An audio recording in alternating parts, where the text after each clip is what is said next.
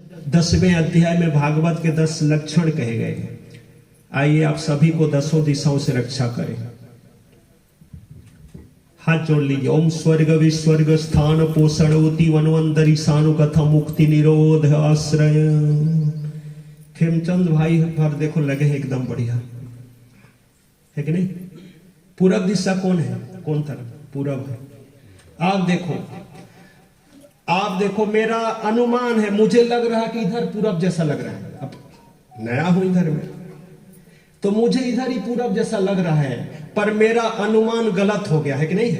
पर आप लोग अनुभवी हैं क्योंकि इधर ही रहते हैं, सही है कि नहीं है।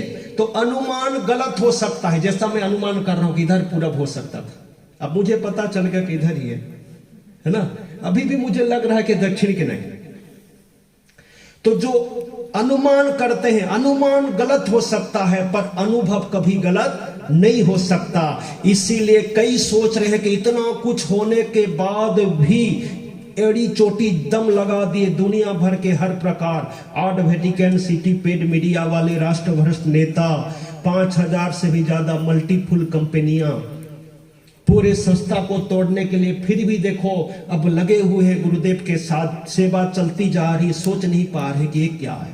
बोले कोई अनुमान का विषय है ही नहीं, हमें अनुभव है कि यही हमारे तारणहार है, यही हमारे तारणहार है, इनसे हमारा कल्याण होगा। ये कोई अनुमान का विषय नहीं, अनुभव का विषय है कि नहीं है। तेरे दरबार में गुरुवर खुशियां मिलती है। ये कोई अनुमान है क्या? अनुभव है कि नहीं है। तेरे दरबार में बाप शांति मिलती है। तेरे दरबार में गुरुवर खुशियां मिलती है। निर्धन को धन मिल जाता है, मनुष्य जीवन सफल हो जाता है। कब? जब गुरु के प्रति भक्ति सेवा निष्ठा हो जाए, भक्ति हो जाए। आगे सुंदर कथा आती है। मैं कह रहा था थोड़ा भागवत में 19 शब्द बार बार जुड़े हुए। 6वें स्कंद में 19 अध्याय और गोपी गीत में गोपियों ने 19 श्लोक ही भगवान को बुलाने के लिए पुकारे। तो आइए थोड़ा विषा टोला है और 20 शब्द भी कुछ अलग सा प्रभावशाली है कि नहीं है। तो 20 के साथ राम को जोड़ लो तो विश्राम ही विश्राम करोगे, वही तो कर रहे हैं। और 36 गल बड़े बड़े भागशाली है। कोई भी नाम हो, जैसे धनी राम, पशु राम, संतोष राम, ऐसे ऐसे मतलब राम को जोड़ते हैं। राम जी के ननिहाल इधर, तो राम शब्द की महिमा भारी है। तो एक बड़े रही सेठ, महान बड़े सेठ थे और उनकी 19 ऊंट थे और भरपूर एकदम जमींदार थे। उन्होंने सोचा कि सब धन को कैसे सदुपयोग कर पाए। उन्होंने लिख दिए, पहले तो पंचायत इस सब में कुछ ऐसे नियम ये करते थे, तो उन्होंने स्टाम्प पेपर पर लिख दिए कि सारे धन के हकदार मेरे पुत्र, मेरे बेटा बेटी और पत्नी ही होंगे। पर 19 ऊंट, इसके आधे 2 भाग, आधे मेरे पुत्र को प्राप्त हो, 4 भाग का 1/4 हिस्सा बेटी को और 5वां हिस्सा पत्नी को। पहले ऊंट को बंटवारा करे, उसके बाद बाकी जायदाद उनको प्राप्त हो। अब इधर से उधर 19 ऊंट को 2 भाग, 4 और 5 भाग कौन करे?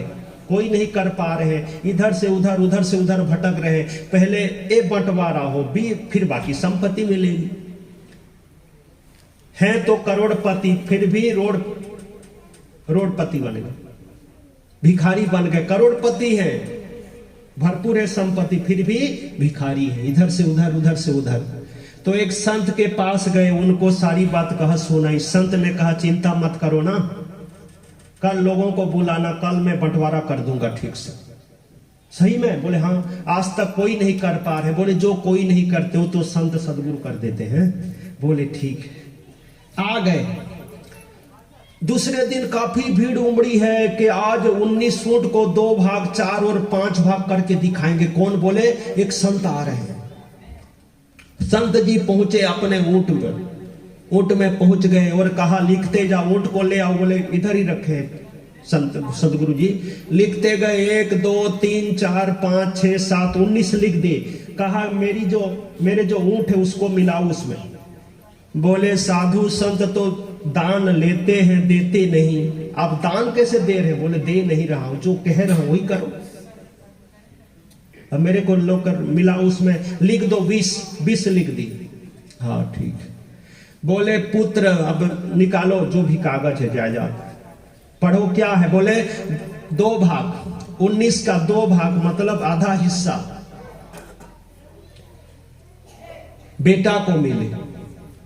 तो उसमें लिखा तो 20 को 2 भाग करो, कितना? बोले 10 होगा। बोले पुत्र को दिया जाए।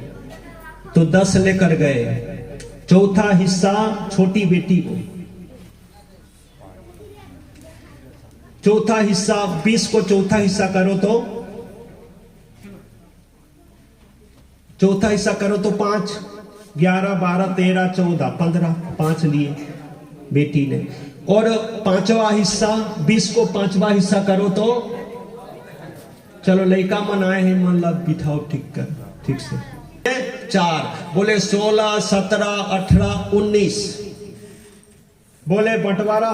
बोले हो गया। और कितना बचा? बोले एक ही है। क्या? बोले आप ही का। बोले लाओ ना, जल्दी जाता हूं, त्रिकाल संध्या, दोपहर की संध्या की बेला हो रही है। बैठकर चल दिए। देखो दुनिया भर के सभी बंटवारा नहीं कर पा रहे थे, संत तुरंत आ गए, तुरंत बंटवारा कर दिए और तुरंत निकल गए। उसी प्रकार संत सदगुरु हम भाग रहे हैं जीवन में, अकाल कभी आ जाते हैं और भागते हुए गुरुदेव आ जाते हैं और रुक है ना, दीक्षा दे देते हैं। किधर भाग रहे थे? सही दिशा दे देते हैं, उसी दिशा में ही परमात्मा प्राप्ति हो जाती है। इसीलिए सदगुरु मिलना मतलब साक्षात भगवान 100% मिलेंगे, पक्का मिलेंगे।